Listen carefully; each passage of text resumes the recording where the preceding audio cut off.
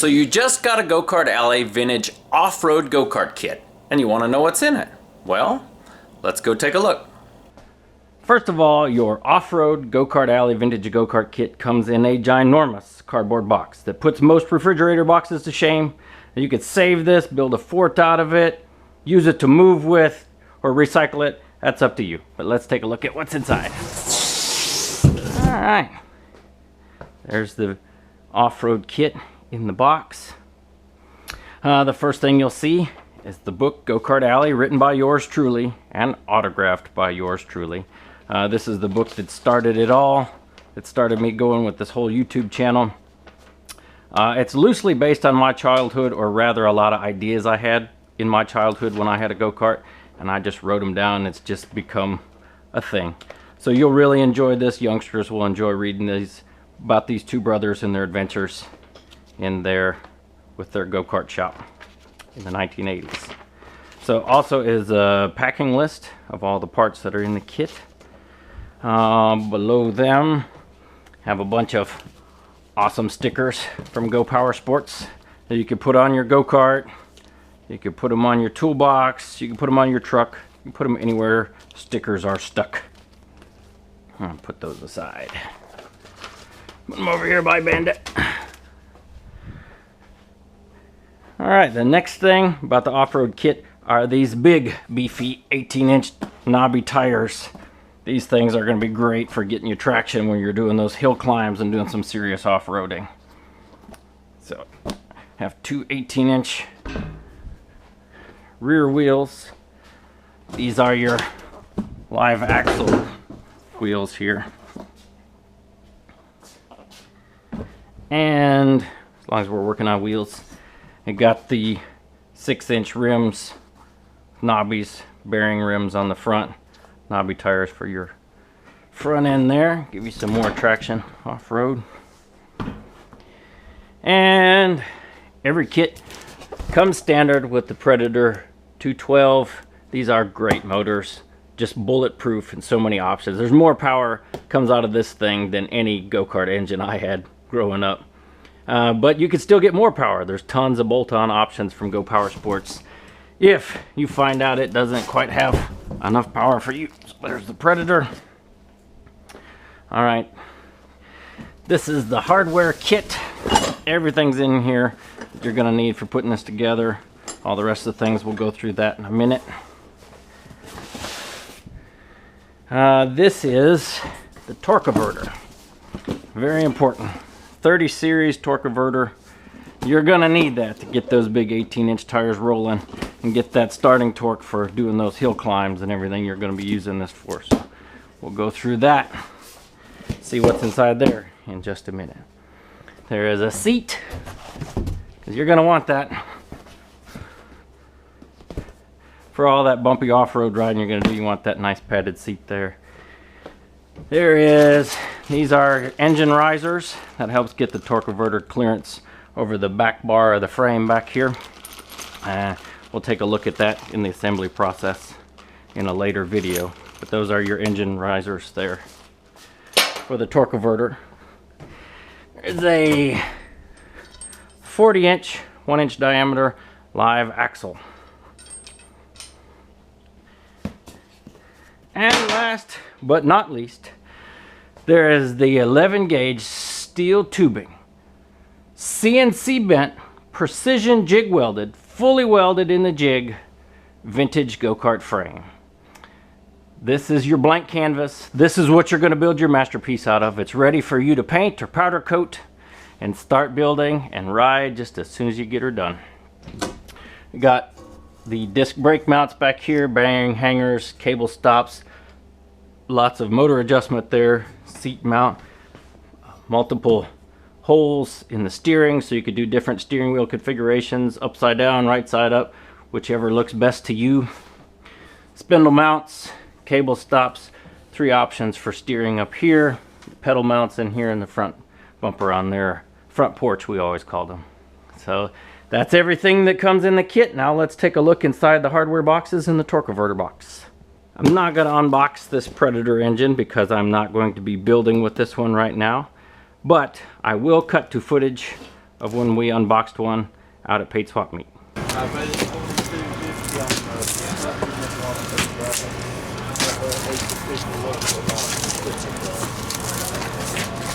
Save all those, I'll go out with it. But there are a lot more people walking about today. Oh man. Okay. Let's open up the hardware box.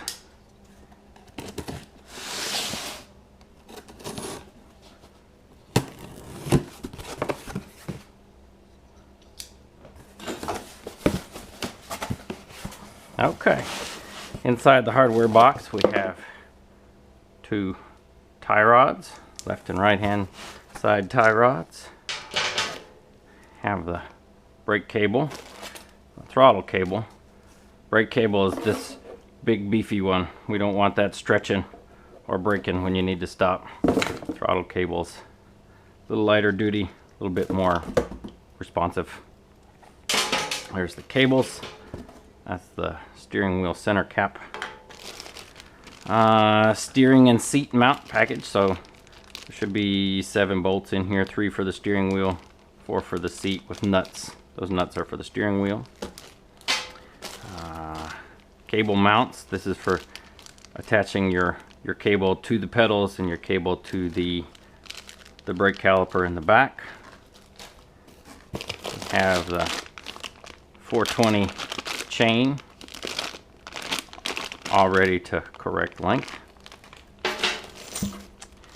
Have the steering mount. These fine thread with lock nuts and lock washers. This is for mounting the tie rods on and making sure they don't come out, because you do not want to lose steering while you're driving. The kill switch. These are for mounting the pedals. These are shoulder bolts. They go through the frame, through the front porch here, and they thread. Actually, this threads into the pedals, and the jam nut goes on the outside to make sure they don't come off. So that's the pedal mounts. Here we have, these are the hanger mounts. This is for mounting your 1-inch live axle bearings in the bearing hangers for running the shaft through. There should be 6 of those with lock nuts on those. This is the engine mount kit with clutch. So these 5/16 bolts mount the engine to the engine mounts. This fine thread bolt with big washer here is for holding on the centrifugal clutch into the engine shaft. We have, these are all your locking collars and shaft keys for the live axle. These will go on either side of your, they'll go on either side of your disc brake rotor, go on either side of your driven sprocket, and then they go outside your rear wheels to keep them, to hold those where they're supposed to be. And lots of 1/4-inch shaft keys, unplated, so they fit in the keyways better. These are your spindle mounts. These 2 long ones here are your kingpin bolts, and these lock nuts here lock those on. These are your Springer springs that give that little bit of suspension in the front that makes the frame kind of stand out from a lot of other ones. These bolts, these nuts here, are for going onto your spindles, holding your front wheels on, and these spacers hold the front wheels out a little bit to give your tie rods clearance. There is a steering wheel. This is the disc brake rotor. Got these in here to let all that heat build up out and give you a little bit more friction in there, and it looks cool. We have left and right pedals. This will be your brake, this will be your throttle. See, this hole in here is threaded for those shoulder bolts to go into, and you have 3 options here for your responsiveness on your cable. Here we have the disc brake caliper. Now this is all tightened all the way up to make sure that none of these loose parts will fall out in here. We'll go over that in assembly, how to loosen this up, get it on, how to adjust your brakes out. We got good stopping feel there. Left and right spindles. Let's see. Left and right spindles, or right and left spindles, depending on your tire and wheel option and what rake you want on the front end. They flip-flop like so. And we have the live axle, the 1-inch bearings for the live axle, and these are the bearing mounts that go around the bearing and they go onto the hangers.